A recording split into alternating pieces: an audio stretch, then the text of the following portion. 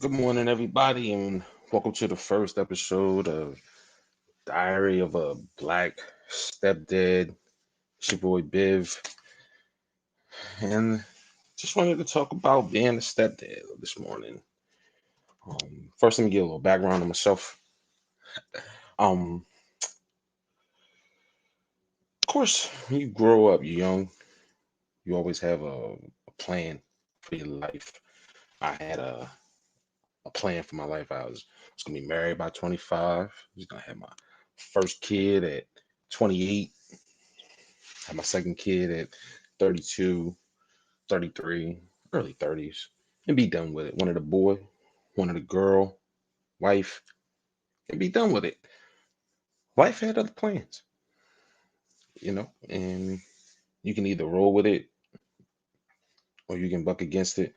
But it doesn't matter.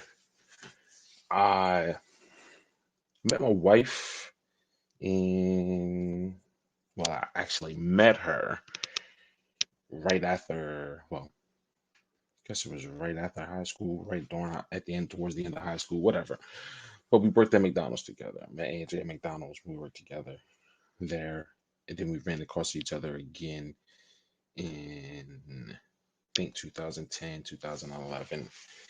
Got married in 2012. She already had three daughters prior to me and her getting together. So, me, I had no kids prior to us getting together.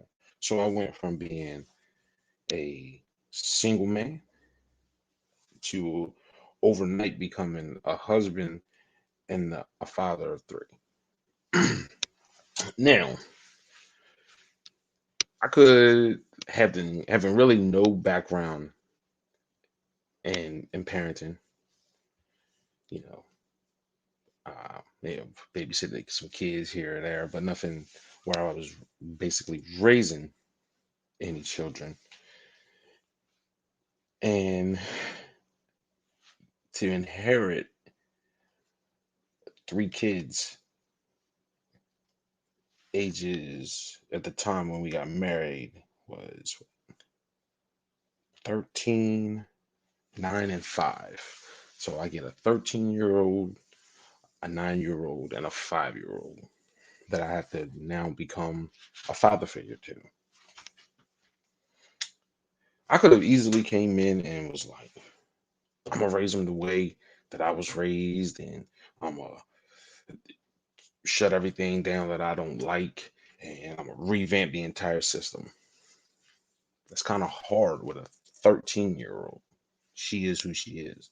She's been raised already, and now you're trying to prepare her more for adulthood than you know trying to give her moral standards and everything like that. So again, and raised in the church, so the house wasn't chaotic. Everything wasn't chaotic. I didn't have to come in and try to revamp anything. All I did was had to have to come in, do my role, play my position, do my part, and then also learn the 13-year old, the 9-year old, and the 5-year old. Because I think one of the things that plagues parents is a blanket raising. You try to raise all of your kids and discipline your kids all the same way. And that's not how it works. Each kid is an individual, each child has its own personality. So therefore, you got to treat each one of them differently. Each one of them has to be molded differently. So I came in, and again, a 13-year old, she's in eighth grade. I got an eighth grader, I got a fourth grader, and I got a kindergartner. So the eighth grader, who I loved most, you know what I mean? I loved her. I loved her the most because She was the one needing of the most love at the time. She she was going through a really tough period, and at that point, you know, I never tried to discourage them, either any of them. The older two had the same father. The third one has a different father. But I've never tried to discourage them in any way to not have a relationship with their birth father. And that was what she was going through. She was going through a tough period and not having contact with her birth father. She never acted out towards me in any type of way or anything like that. But you could see the hurt, the hurt in her. And I was stuck. Just being real, I was stuck. I really didn't know how to address it. Again, I had no experience in any of this. The only experience that I had at that point in time with kids again was, babysitting a kid here or there. My mom used to uh, do daycare in the house, so she would have kids around, so I would interact with them. But again, I was in high school, just playing with kids. I'm not parenting them or anything like that. So here I am, and I'm faced with this dilemma with this child, teenager, who's dealing with an absent father. And here I am as the man trying to step up, not in his place, but in this house, be the father figure. I could have took it personally, like, man, I'm here now. You don't need him. Yada yada yada. Why does she look at me like that? Yada yada yada. I'm not him. She had a relationship with her dad, and it's not my job to replace him. It's my job to just be the father figure in this household. So I just built a relationship with her. You know, Come to find out, she liked basketball a little bit. So got her into basketball. She played basketball for a little bit. She ran track a little bit in high school. She went to tech. She got in a band. Any band parents out there know how I feel right now when I say she was in band at tech. Yeah, but that was my job. I had to play that role. My wife, she really was new to all of that type of stuff. Band, like my wife, I think she played field hockey a little bit in school or whatever, but she wasn't used to band. Anybody that knows anything about band, especially such as tech band, they're involved in everything. They have a concert all the time. They have trips here, performances there, parades here, parades there. They were literally all over the place. So somebody's got to step up. Somebody's got to make schedules. Somebody's got to step up. Somebody's got to make sure that we drive places and different things like that. I love to drive. I love to drive. So building a relationship with her was essential because she she was yearning for a male figure in her life. And again, I was lost. I was really lost. I had no idea how to address her, how to make her comfortable, how to give give that same love that she was looking for, you know. And one day it was I think it was just me and her. I think we went to some sort of band trip or something. They were doing some sort of band something. I don't know. So many band things during high school at Tech for her. And we just talked. And she opened up more and more just about her situation and her relationship with her father. And I got a better understanding of what it was that she was going through. Um, the middle child at the time is probably the most like me, strangely enough.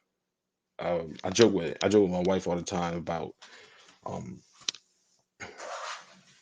I'm not a birth father, but sometimes it's hard to tell. Sometimes it's really really hard to tell. Um, Amira can be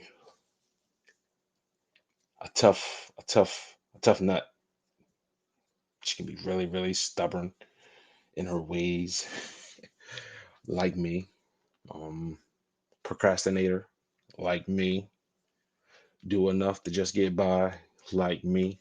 So seeing that in her, I, you know, I address it. I address it the best way I can and the best way I know how, and trying to mold her. Again, she was 9 when I came in, so she was kind of trying to find herself as well. She was getting ready to hit that preteen stage and teenage stage. Again, for parents out there, they know what middle school years are like for your kids. They, as the old people used to say, they start smelling themselves. Still don't know what that means. Strange enough, I'll be using the term all the time, but I have no idea what it means. I just figure that it means, they think they're above themselves. I don't know what it means, but anyway, she was she was a very interesting character, and still is a very interesting character to this day. She she again, she's a lot like me. She had her run with sports as well. I guess I was the sports because I was a sports guy. That was one of the things that we used to build relationships with one another with sports. I'll get to Ariana in a minute. She got into basketball, but Mary got into softball. She was pretty good at it. You know, pretty much of a natural. You know, she could hit. She could throw the ball really really well. I think that was what matter of fact. That's what got her into it. I went to field day and they had a softball throw, and she went and threw the softball pretty well. And I was like, man, maybe need to get her in the softball a little bit. She did it, but she's what's the best term to use? She could be silly and immature, and she wasn't really ready for the competitive nature of sports as far as preparation, making sure getting to practice, being serious. That just wasn't for her. That's just not what she was into. But and I tried to explain it to her. Just try to explain it to her like, hey, it's no more just for fun. This people are trying to middle school. When you start playing sports in middle school, it's about developing you for high school. And high school is about winning and preparing you for college, or if you have aspirations to go pro, whatever. So there is no more playing games. You can have fun, but you show up to work. She just wanted to play softball for fun. So it wasn't for her, but it was about making sure that I communicated that with her, that hey, if it's not for you anymore, you don't want to do it anymore, you don't love it enough to just show up and deal with being coached, then don't go. You know, don't waste your time, don't waste the coach's time, and don't waste the time of someone else who possibly, could have made a team, who loves softball, and et cetera, et cetera, et cetera. And then there was Ariana, who was probably the toughest cookie to crack. Ariana, her father has always been in in her life. He's always been there for her. So it was like, kind of, what do I need this guy for? I have a father already, so why do I need this dude? You know. But there was times where she couldn't reach him, or he couldn't come here, and I had to step in, and I had to be there for her. And over the years, we've developed a good relationship. Um, Again, sports helped. She got into basketball, and now I think she wants to play soccer. I don't know anything about soccer, but our baby girl, who you seen walk past a while ago, Abriana, you gonna wave? You gonna wave? You gonna wave? You gonna wave? She played soccer, and Ariana looked like said she wanted to do it, so signed her up. But that cookie was tough to crack, and but once I cracked it, she opened up. Lovable girl. Now,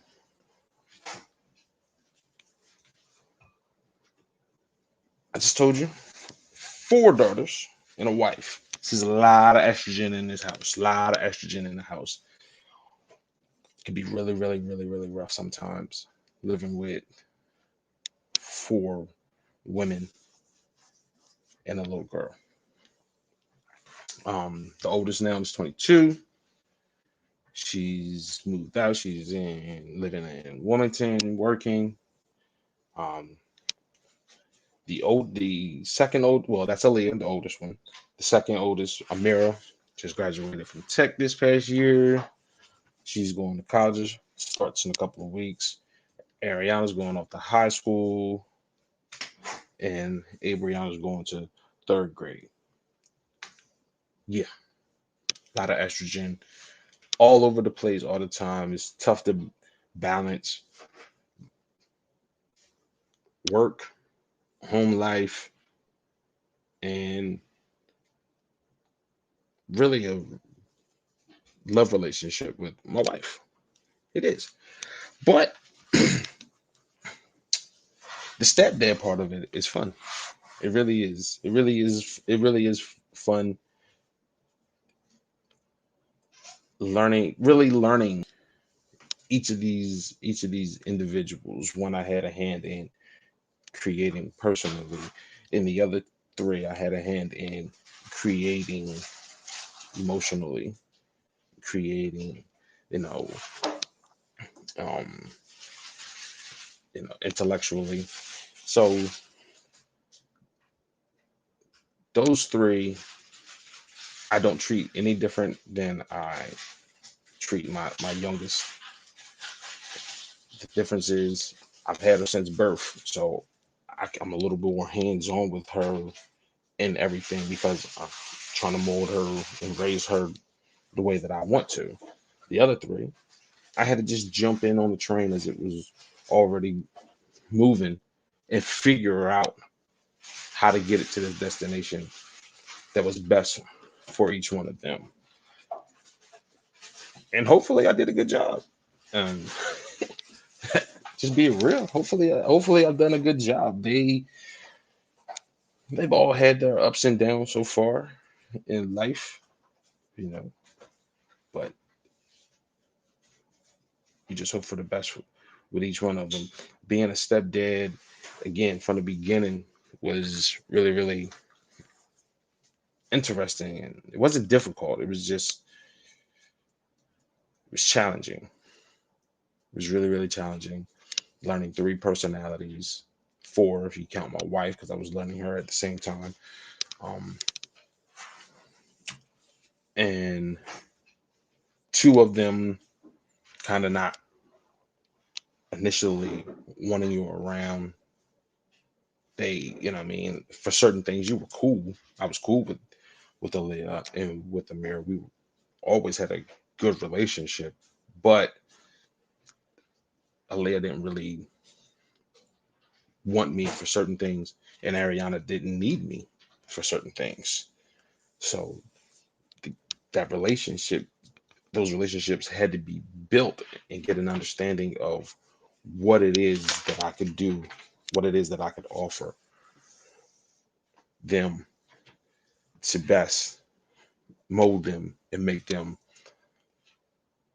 um, productive adults, productive adults, you know, successful adults.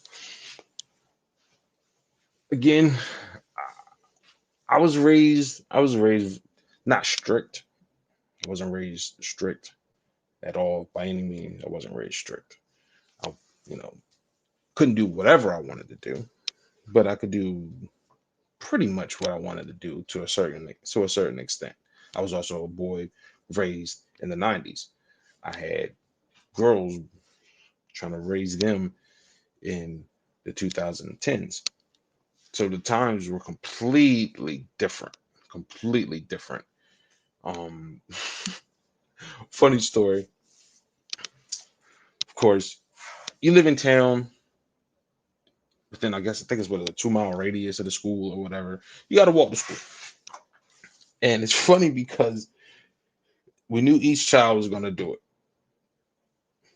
Aaliyah was first up. Oof. And that was interesting because Laurel isn't that big. Laurel isn't that big. But baby girl found a way to get lost walking in Laurel.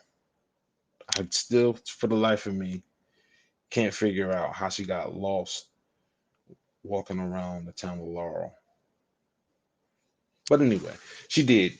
And it made us question the other two. Like, man, are those two gonna be ready when the time comes? Like, it's Laurel. How you get lost walking around in Laurel?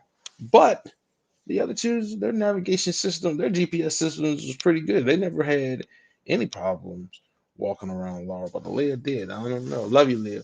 But she struggled with it. She struggled with it walking around in in town for some reason. But weird. Um,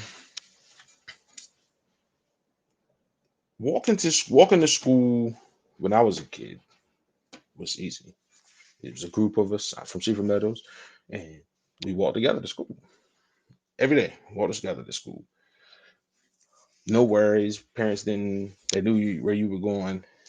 Nowadays, you gotta kind of be a little cautious. You know, kids get into the phones and looking down. People get into phones looking down while they're driving. So walking down the street in and of itself is scary, especially when you got a child that you don't feel as though they're comfortable walking alone. Um, but that's a part of just being a parent is giving the kid a little bit of a leash, a little bit of a route. Let's see if they can make it. You know, see if they can make it. My wife again, she had really raised them in the church. So when Leah got to high school, she kind of wanted to venture out a little bit. And I don't know, I don't know if it was just me by myself that thought it, or if it was me and my wife thought it, but I was like, I don't know if she's really ready to venture out. I don't know if she was really ready to venture out, but I believe that we made a decision that she wasn't. And of course, the younger kids they see that. The younger kids they see that, so they're expecting the same treatment. But it wasn't that we didn't think any of them were ready. We just thought that she wasn't. Even at that time, going into, I think she might have been like 15, 16 years old, we were like, nah, she's not ready to really venture out. But at the time, even though Mira was much younger than her, I felt like Mira would be ready at that time. She she just was she was just more mature in certain areas of life, like surroundings. She had an understanding of surroundings and being prepared for exits and reacting. At 15, 16 years old, I love Leah. She wasn't ready for it. She wasn't ready for it. She was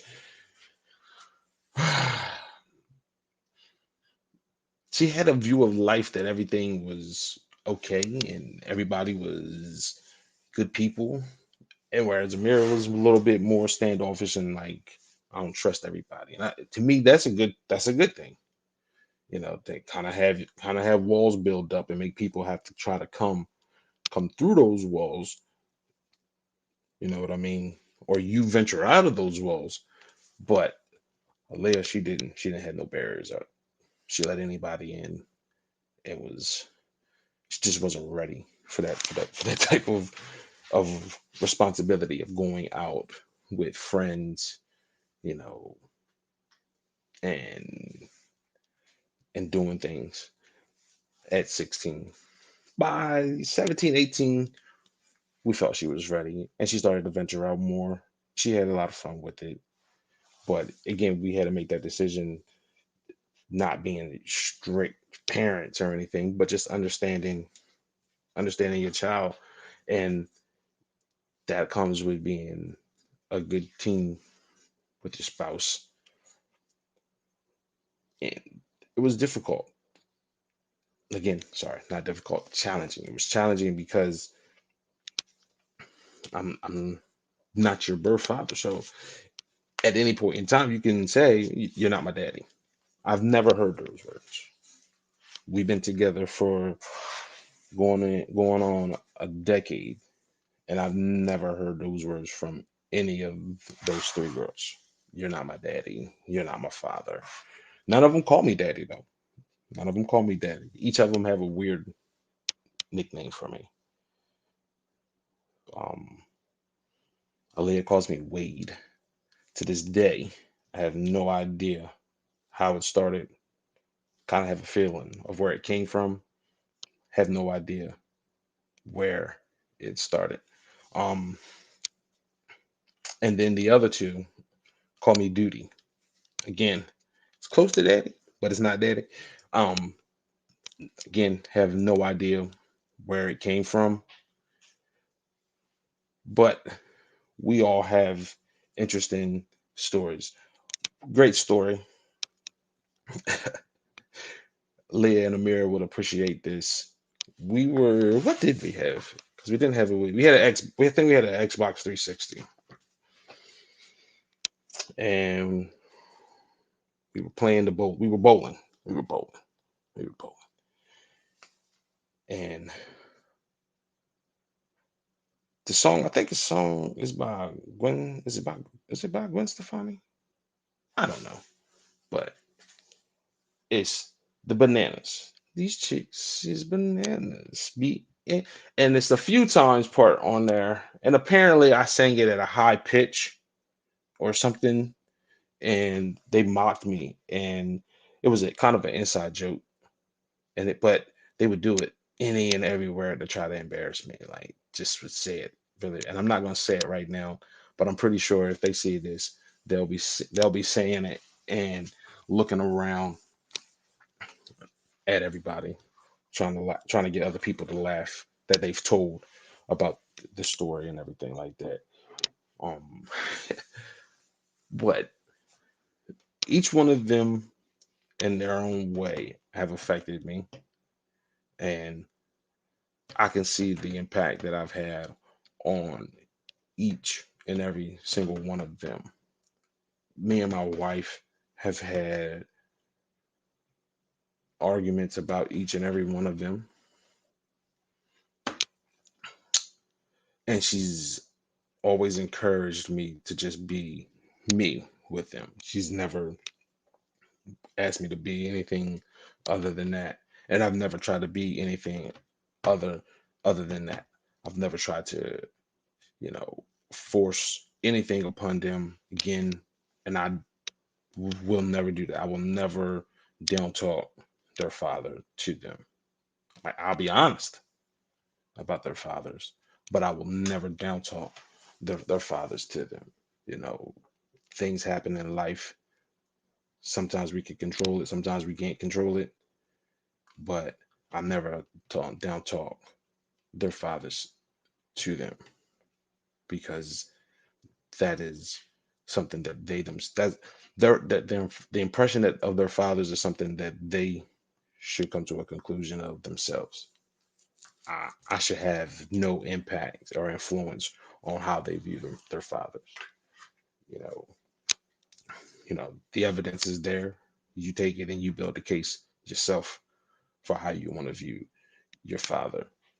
Me myself, I'm just gonna try to do the best that I can do for them and with them. Yesterday was another great example of the amount of estrogen that I had to deal with. We went back to school shopping.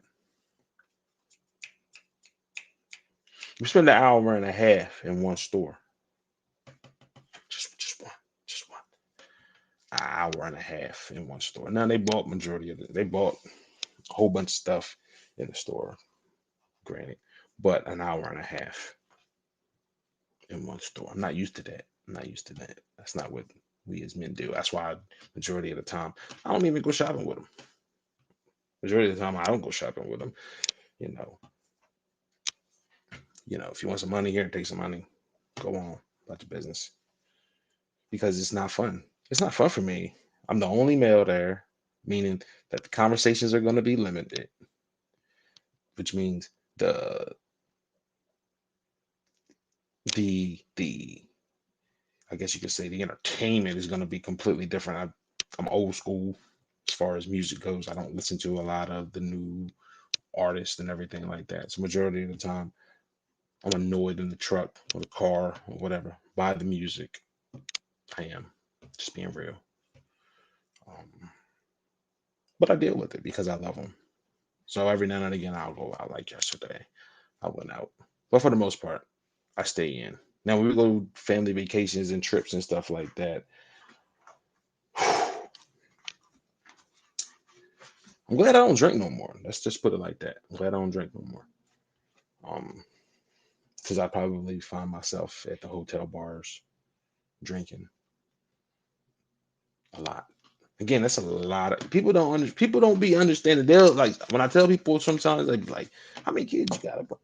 I got four daughters. Like, man, I feel sorry for him. Like, yeah, you do, but you really still don't understand unless you're living it. You really do not understand what it's like to live with at one point three adult women and two female girls, little girls, two little girls, and three basically adult women. The cackling and the laughing, the loudness. Oh my gosh, the volume in this house is ridiculous at times. I had to look around. I ain't want to buy. I don't want no smoke. Um, but the volume in this house is ridiculous. You know, and remember I said, they played sports. The all of them, every single one of them at this point have played sports. Not a one watches them. Not a one. Not a one watches them. Not one. They won't watch football on Sundays. They won't watch a basketball game during the week. They'll go to one. They ain't going to watch it, but they'll go to one.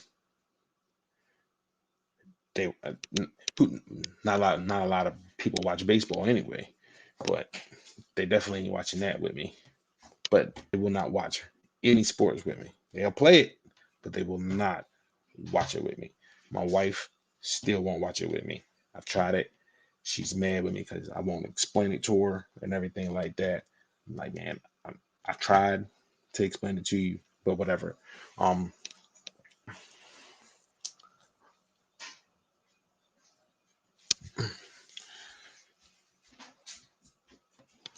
come here.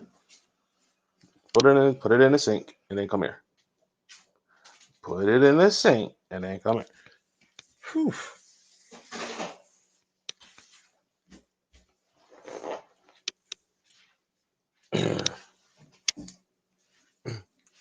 Come here.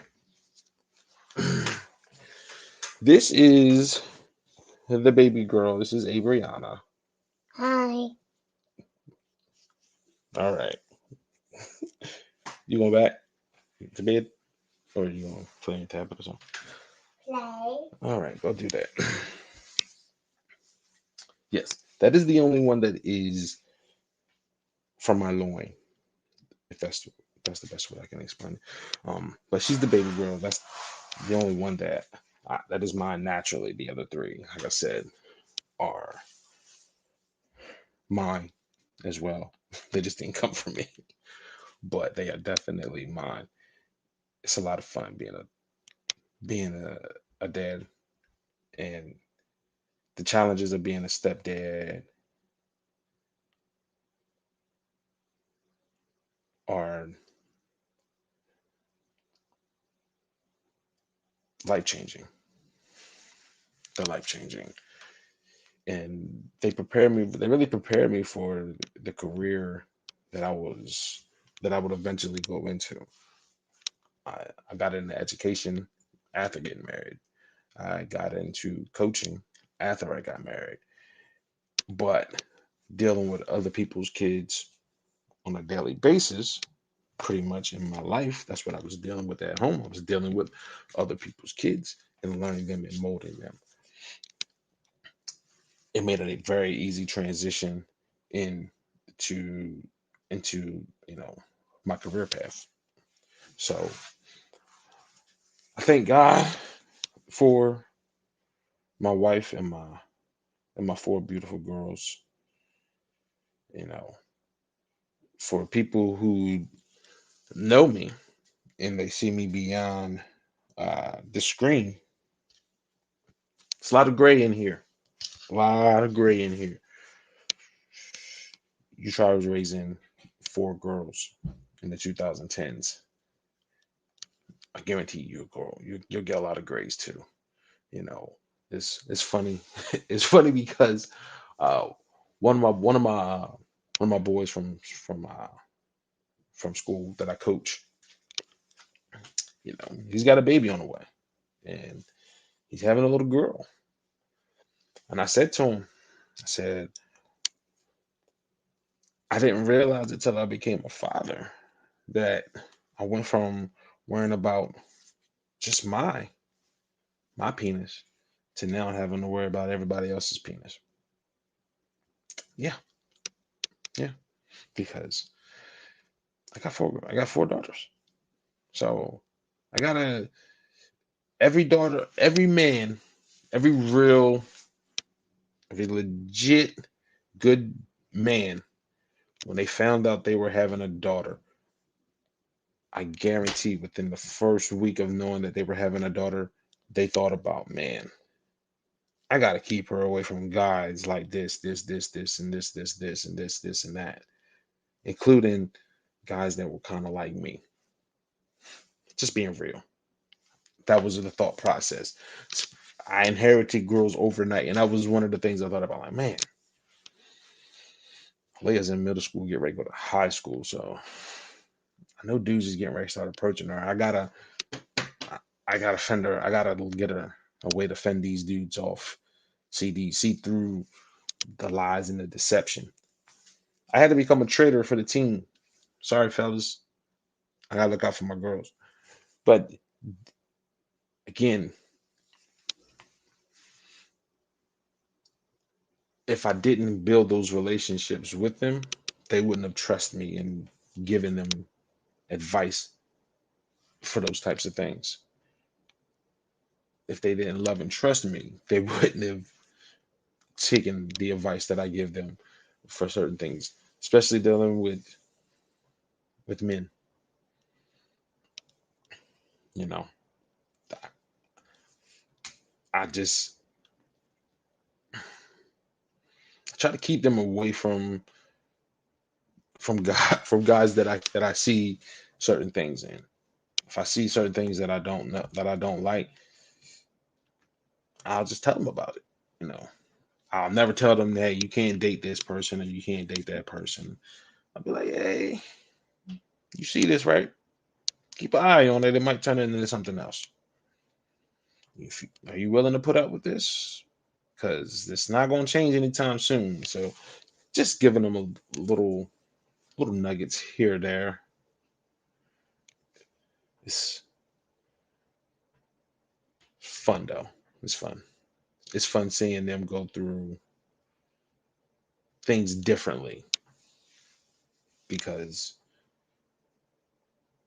I'm glad I didn't have a cell phone in high school. That is, it's too much connectivity. Like, they can, your girlfriend, boyfriend, whomever, they can just reach out any point in time and question you. At least back in the day, you wasn't at home. They called your house. You wasn't home. Like, that was a legit excuse. And if you seen the caller ID, you could just tell them that you wasn't home. Like, nah, I wasn't there. Yeah, I wasn't there. Even though you was there, but you didn't answer the phone. You said you seen this caller ID. Now with the cell phone, they know you on it. They know you on it. You doing something on you on some sort of social media. You're looking at some video somewhere doing something, so they know you're on it. They know you're on it. Whew. I feel sorry for y'all, especially those middle school kids and high school kids, man. Like, y'all don't even give you y'all don't even give each other a chance to miss one another. Y'all stay on the phone with one another all day, every day. Man, I'd be like, take a break from one another. There's other people out here in the world that exist that you can give your time to a little bit. Jeez Louise. Anyhow, I'm gonna go off on a tangent on something about something else. Um,